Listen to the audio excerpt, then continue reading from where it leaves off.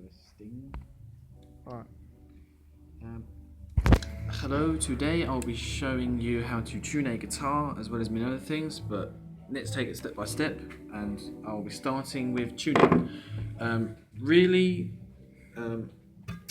You only need to change the strings of a guitar when they are dirty, which is not actually the case at the moment, but when you continuously play them, guitar for a lot of time, dead skin can get in there, and it can look very nasty, and it can hinder the quality that the guitar can actually make.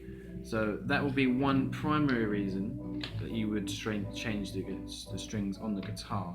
But the other very important reason why is because there are different gauges. Some people might want heavier gauges for their strings. Some might want lighter gauges. And the difference between those gauges is how easy they are to play and what tone they bring to the instrument. I have no idea what these gauges are, but normally they go in 9, 10, gauge 9, gauge 10 and gauge 12 or gauge 11. There's many of them, it's personal preference. And also, considering I do not have a string with me, I will not actually be replacing it. I'll be more so taking one off and showing you what to do and what not to do. Okay? So I'm going to be starting with the low E string, which in fact comes here. So what I'm going to do is I'm going to untune it because, well, the reason why you untune it first and not just snap it off if you was changing the string is because if the string had tension in it, what would happen is as you snapped it, the string would fly upwards, and obviously that can be a health and safety issue, considering if your face is here, it can probably, I don't know, give you a really bad injury. So make sure you tune the string down a lot so it's as loose and as slaggy as that. Slacky. Oh God. Anyway, so let me just continue with that.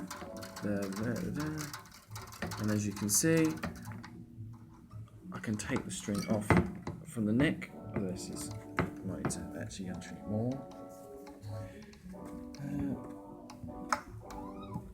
If I was changing the string permanently at this point, I would cut the string here because there is no tension in it, so that health and safety issue is not there anymore. And also, as you can see, as I take this out, this curly bit right here, this curly bit right here, that would also be stuck there. So you need to be careful with that because it can be very sharp and actually it can cut you. So you want to make sure you stay very clear of that and also dispose it very adequately so it doesn't hurt anyone else. As you take the string, you need to take it through the bridge, through the saddle, and as you can see, the string will come out the back through this hole here. And if you was replacing the string as you would, which I'm currently not because I don't have one, you would take the whole string out and replace it with the new one that you're changing it with. But in this case, I'm going to be putting it back in because, well, as I said previously, I don't have a string to replace it with. So, as you can see, that string would then go back into the place where it needs to go, which is there. Also, as you can see here, this was a previously cut string by another colleague of mine, and as you can see, it's in a perfect circle. The reason for that is because when you cut the string off, you can see that there's very sharp edges. In fact, it's as you can see, it's pretty much just blunt metal. So the reason why it's in circles is to prevent that, and so it looks nice and neat, and it's not just slung across the floor and looks all messy. Getting back to this, as you can see, I've put the string back through the saddle of the bridge, and you need to line it across here, through the nut position, where it will be nice and secure. Let me straighten this out a bit. Sorry about that, I just had to straighten the string out because it's really wild. Anyway, as you can see, you need to make sure that the string is realigned in its adequate position and that it's not, you know, it's not covering over other strings, or, you know, because otherwise that would just be a disaster and it won't retain tension. Therefore, it would, you know, well, we won't work. Anyway, we need to make sure you need to put the string through the hole on the machine head. As you can see there's a hole, and you bring it through the hole to the other side. This string is, in fact, as you can see here, it is incredibly short at the end. That would not be the case. If you was restringing it properly, you would have at least probably that much slack at the end, because you need some slack in for when you tune it around. And the most important part when you're stringing a guitar is to obviously make sure that the thing there is right up possible it can be, so no tension is lost. And also you want to point this bit up so that the actual string doesn't ping everywhere and get in your way, and also doesn't cause an accident, preferably with your eyes, which would be very painful. And also what you want to do, which is most important when you're restringing any of the strings, is you want to hold pressure down on the string. As you can see, I'm holding the pressure also with my hand here, right here, my hand there, and you also want to do it with your index finger, right? So the reason why you want to retain this pressure when you're doing the string is so that when you tune it, the actual string is almost up like a spiral, and that way it looks nice and neat, and it will also prevent any tension loss while you're playing it. Also one thing, also you want to make sure that, just like all the other strings, as you can see, they approach the actual machine head pin towards its right. You do not want the string to come over on towards the left side of it from this perspective, because otherwise what will happen is if the string went over, it would look very messy, and it would also potentially damage the other machine heads that could be involved.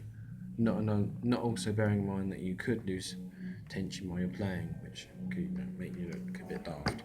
So as you can see, I am tuning this, as I said before, to the right of the machine head, thing up in the air, putting pressure down so that it goes up almost like a spiral fashion. And obviously this is not the neatest, because this string has already been cut, so I have not got much to put on there. Never lose the tension, otherwise you might lose that spiral that you're aiming to achieve whenever you're tuning your strings. Second.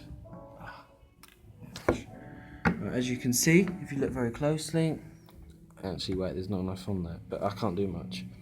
There wasn't enough string to work with, but as you can see here, that is what you're trying to achieve.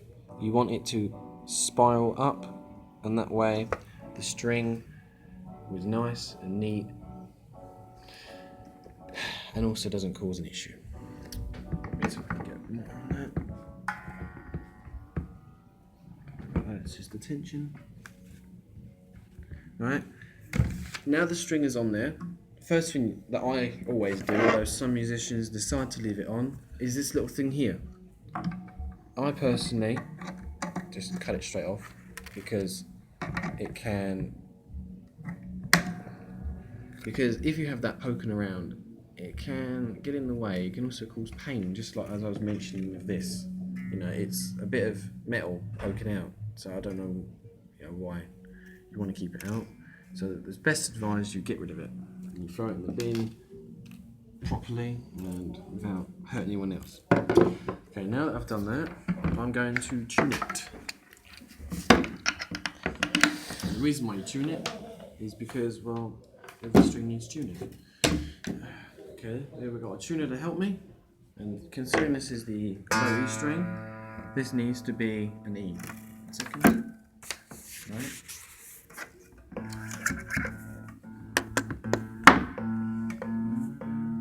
Let's see.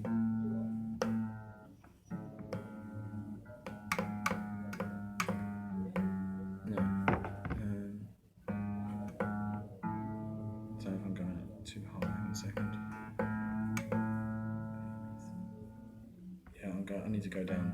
I think. Just pause it for a second. Let me zoom in. Is it back on? Sorry about that, I had a bit of an issue with the tuner and I just needed to... As you can see, I'm just tuning the string back to an E, because that's what the string is in standard tuning, although that can vary depending on what tuning you want. You can also have tuning such as drop D, drop C, but we're not doing that today. Okay, I need to go back.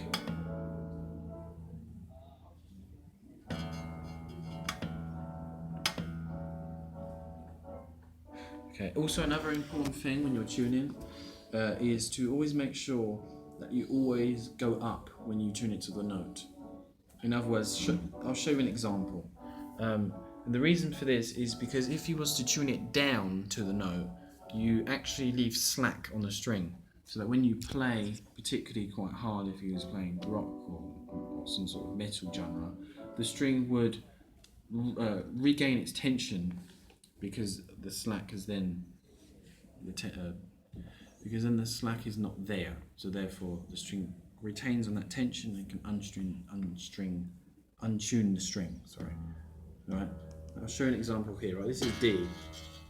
What you want to do is you don't want to go down to the note because, as I said, it creates this problem. So you want to always move up to it, never go down never go. That's confusing. Yeah. So you always want to go up to the note. You walk to it. You don't want to walk away from it. There you go. Do I confuse that a bit too much? Okay. One of the last things you want to do whenever you're restringing a guitar and tuning it back to the notes that it needs to be is you need to flex the actual string. Right?